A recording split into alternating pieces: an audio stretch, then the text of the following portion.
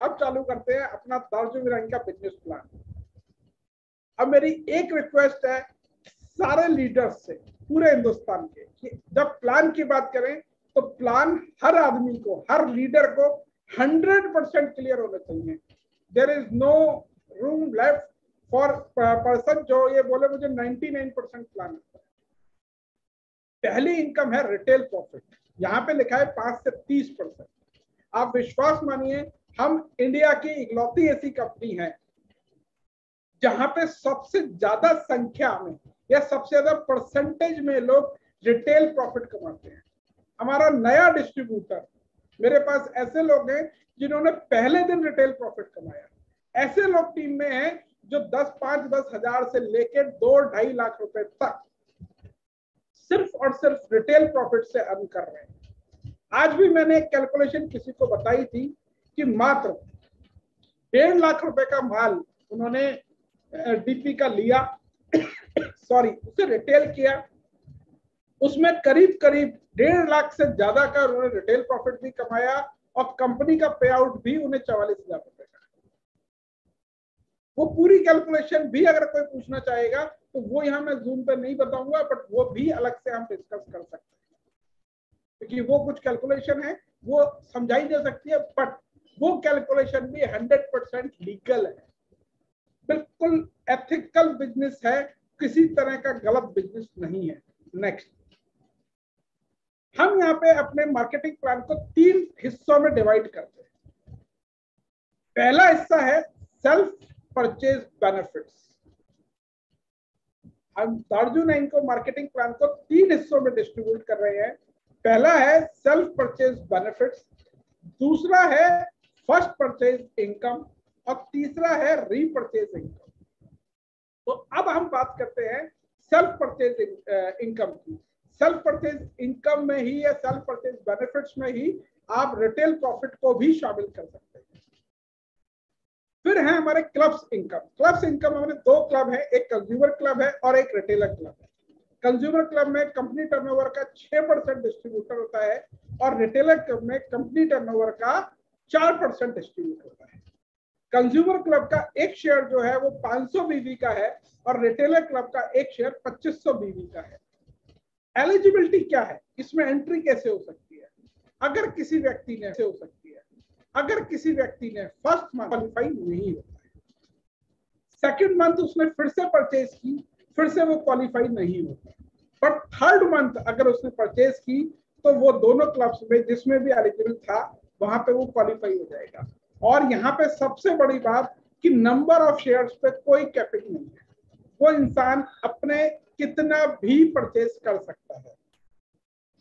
अब मैं इसे एग्जांपल लेके समझाता हूँ। किसी इंसान ने 500 बीवी का परचेज इस महीने किया, फिर अगले महीने किया, फिर थर्ड मंथ किया, तो थर्ड मंथ से उसे जो है कंपनी टर्नओवर का 6% आएगा और वो जब तक आता रहेगा, जब भी वो परचेज करेगा, अगर वो लगातार 3 महीने ब्रेक इन करता है तब वो कंज्यूमर क्लब से एग्जिट होगा, अदरवाइज वो एग्जिट नहीं होगा। इसी तरह सेम प्रोसेस है 2500 बीवी का रिटेलर क्लब के। अब इसे अमाउंट में कन्वर्ट कर देते हैं। फॉर एग्जाम्पल, एक व्यक्ति ने अभी चल रहा है अप्रैल, तो अप्रैल मंथ में उसने 2500 बीवी का सामान लिया, तो 2500 बीवी का मतलब हुआ 5 शेयर जो है कंज्यूमर क्लब के और 1 शेयर रिटेलर क्लब का। तो उससे इस महीने कोई भी क्वालिफाई नहीं हुआ क्योंकि फर्स्ट मंथ। सेकंड, अब मई 2022 में उसने दोबारा किया, दूसरे मई में भी वो क्वालिफाई नहीं हुआ, पर जैसे ही उसने जून में 2500 बीवी लिया तो उसे कंज्यूमर क्लब के 5 शेयर मिल गए और रिटेलर क्लब का 1 शेयर। और यहाँ पे अब मैं आपको दिखाता हूँ किस तरह से हमने यहाँ पहली इनकम देके जनरेशन प्लान वाली बहुत सारी कंपनियों से हम आगे निकल गए। अभी तो मैंने पहली इनकम की बात की। नेक्स्ट,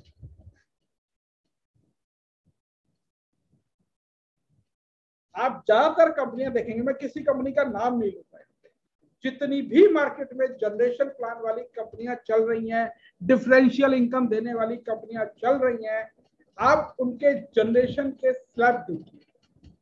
कोई बताएगा मैं 5% पे हूँ, कोई बताएगा मैं 10 पे हूँ, 11 पे हूँ, 11 वाले बहुत है, ठीक है, 15 पे हूँ, 18 पे हूँ, 20 पे हूँ। मैक्सिमम स्लैब है वो 30% का है। हमारा जो कंज्यूमर क्लब का लास्ट वन का रेट है वो करीब 84 रुपीज है। तो 84 इंटू 5 अगर हम करें तो 420 होता है। और साथ ही साथ हमारा जो रिटेलर क्लब का शेयर है वो करीब करीब 435 रुपए का है। तो अगर हम दोनों को कंसोलिडेट करें तो ये 855 रुपए के आसपास होता है। मैंने यहाँ पे 850 रुपए लिखा है। तो अगर ये 850 रुपए होता है 2500 बीवी पे, तो अब मैंने बोला था कि मैथमेटिकली स्मार्ट होना पड़ेगा आपको प्लान को समझने के लिए। और मैथमेटिकली अगर आप स्मार्ट हैं तो आप समझ चुके हैं कि यहाँ पे जो परसेंटेज आपकी निकल के आई सेल्फ परचेज पे, वो 34% का लेवल आपने थर्ड मंथ से अचीव कर लिया। अब यहाँ पे एक फिर से मैथमेटिक्स समझते हैं। 2500 बीवी हमारा 5000 रुपए में भी हो जाता है, क्योंकि कुछ कंपनियों में जनरेशन प्लान वाली कई कई लाख रुपए का परचेस करते हैं, बल्क बाइंग करते हैं, तब वो मैक्सिमम लेवल उन्हें अचीव होता है। इस बात को ध्यान से समझ लीजिएगा। कहीं पे 21% का लेवल को सिल्वर कहते हैं, किसी कंपनी में 18% को मैनेजर कहते हैं, किसी कंपनी में उसे डायरेक्टर बोलते हैं। वहां पे परसेंटेज आपको चेक करनी पड़ेगी, बिजनेस वॉल्यूम का परसेंटेज।